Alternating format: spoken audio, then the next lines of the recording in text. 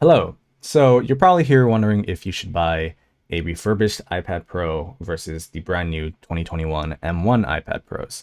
And as an artist and designer, I think personally that you don't really need the new ones, and a refurbished 2018 iPad Pro will serve your purposes.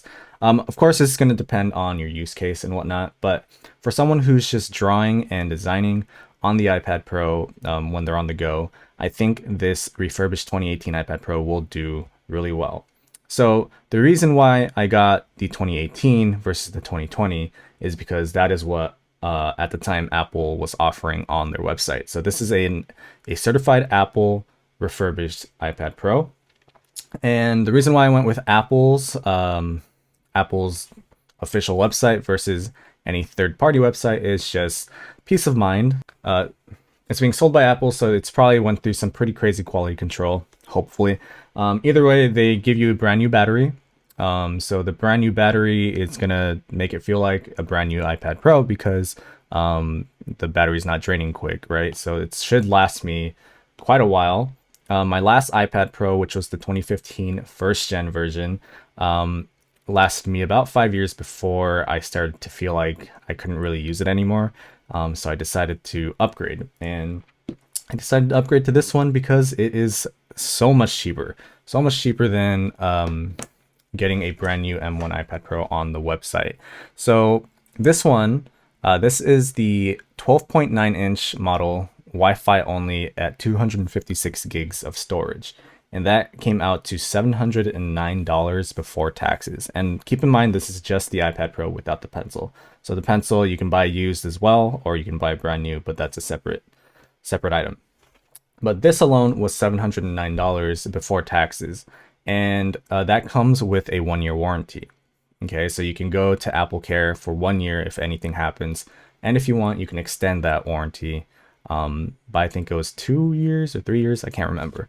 Now, if you get a brand new iPad Pro 2021 on their website right now, it comes out with the same specifications. So 12.9-inch Wi-Fi only, 256 gigs.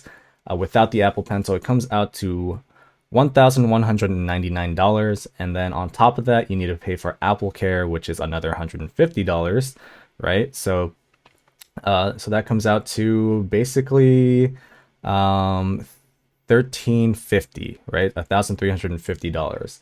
So you're saving quite a bit. So 1,350 versus 709, and this is before tax, of course. So you're saving quite a bit, and I think the savings are worth it versus getting a brand new one because the performance, like it is a lot better on the new ones. It is an M1 chip, so I'm sure you've seen videos where they talk about how great the M1 chip is. The performance is better, but are you really utilizing it on the iPad Pro, right? So they showcase things on WWDC. People were expecting pro apps, right, to come out like Final Cut and whatnot. And it doesn't seem like they have any plans for that at the time being. And plus, as an artist and designer, you're probably using Procreate, you're probably using Clip Studio, you're probably using Photoshop and whatnot. And honestly, these things are so well optimized that you probably won't really notice too much of a difference. In terms of Procreate, they do have a layer limit. So these 2018 iPad Pros come with 4 gigs of RAM versus the 2021 iPad Pros, which come with 8 gigs of RAM in the base models, and then 16 gigs of RAM on the 1 TB and up models. The 2020 iPad Pros come with, I believe it's 6 gigs of RAM, so it's 2 more than the 2018. But I remember watching videos and seeing that the 2018 and the 2020 are pretty much the same. It's barely a difference. They have the same exact screen. The camera is different, I guess. 2018 only has 1 camera here, and then the 2020 has the 3 cameras. And I guess the LiDAR scanner, which I personally wouldn't use. So speaking of the price, right? So $709 versus $1,350, you're saving quite a bit. So you're saving about $500, give or take. And that's money that can go to accessories. So if you really want that Magic Keyboard, it's $350. You can take it out of the 500 that you didn't spend. I personally think that's too much. These things are already expensive enough. So I'm probably going to just buy myself a separate portable keyboard to use with this. And the reason why I want to use a keyboard for the iPad Pro is for obviously easier typing instead of typing on the screen, but also because I started using Clip Studio, and it is the closest thing to a desktop Photoshop that I've seen on the iPad because it has all these menus and whatnot. And yeah, you don't get your full screen real estate, but it's still enough, and you can use keyboard shortcuts and modify things. Another thing to mention is, yeah, you don't get the mini LED screen that the 2021 iPad Pro has, but as someone who used the first gen iPad Pro, I didn't really have too much trouble when it came to colors and clarity with that one. So I don't see myself having trouble with this one either. This screen is supposed to be the same screen as the 2020, so it's not too far behind in terms of technology years, I guess you can say. Another thing I want to mention is the reason why I got the 12.9 inch instead of the 11 inch.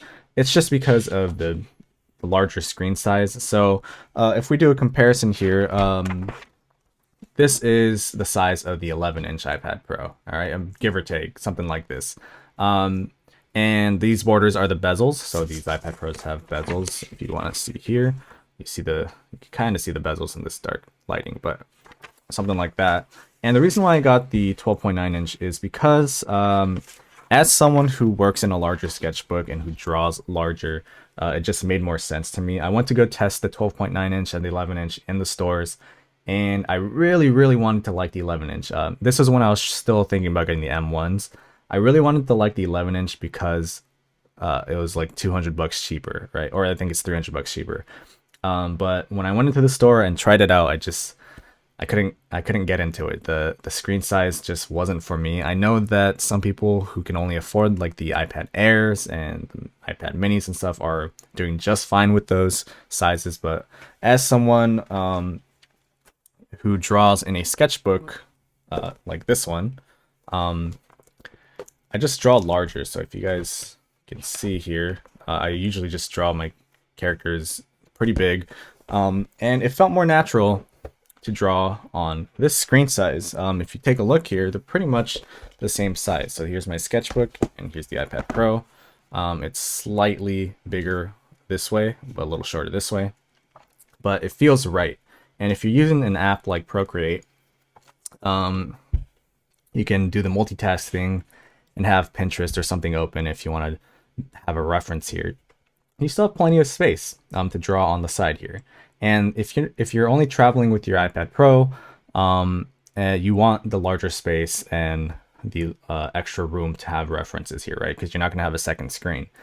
If you have a laptop or your phone, you can use that as your reference screen, and that way you don't even have to deal with that, and you can have your entire large space here, right? So that's something worth noting. I personally just like the larger size. That's why I went with it. It was a little more expensive, but because I got it refurbished, I was able to afford the larger size. If we open up an app for reference, this is how much space you have, right? Now, if you have the 11 inch, and let's just move the bezels to match that one, this is how much space you would have left here, right, to draw. And that looks like plenty on screen, I guess, but when you look at it in person, it's pretty small. And I have rather large hands, so if you just look at the size of this thing, it's just a little too small for me. But yeah, when you get the 12.9 inch refurbished, you are still getting quite a bargain. And I think that's pretty much it, right? So I think getting, as an artist, especially if you're a hobbyist or you just want to budget, the 2018 iPad Pro is going to work just fine. It's going to work almost as well as the 2020, and which is only a year old, right? And you're not really going to see a huge difference. Maybe Procreate, if you're a big Procreate user, you might get a benefit out of getting the 8GB or 16GB of RAM because of the layer count. I'm not sure how big of a jump the layer count is. To be honest, I haven't really looked into that. But if you're someone who's good at managing your layers and whatnot, the 2018 refurbished iPad Pro should work fine. So I can't really justify paying the extra price that the 2021 iPad Pro would be in comparison to this, because I've had this for a few weeks now, and I'm really enjoying it. It's a huge jump from the 2018 or the 2015 iPad Pro, and if you're budgeting and if you're an artist and you're not really using it for video editing and whatnot, I would say this is perfect. Honestly though, even if you're video editing on this, I've seen people do 4K video editing on this model and even the models before with LumaFusion, and it's still a great machine. Honestly, get the bang for your buck. 2018 refurbished iPad Pro from Apple, if you want peace of mind. If you want to get even cheaper, or if you want to get something even cheaper, you can go to a third party, and you might even find the 2020 iPad Pro refurbished. I don't know much about third parties. I didn't really research them too much. I don't know if they give you a brand new battery, but it's worth looking into if you want to save some extra money. Yeah, that's pretty much it.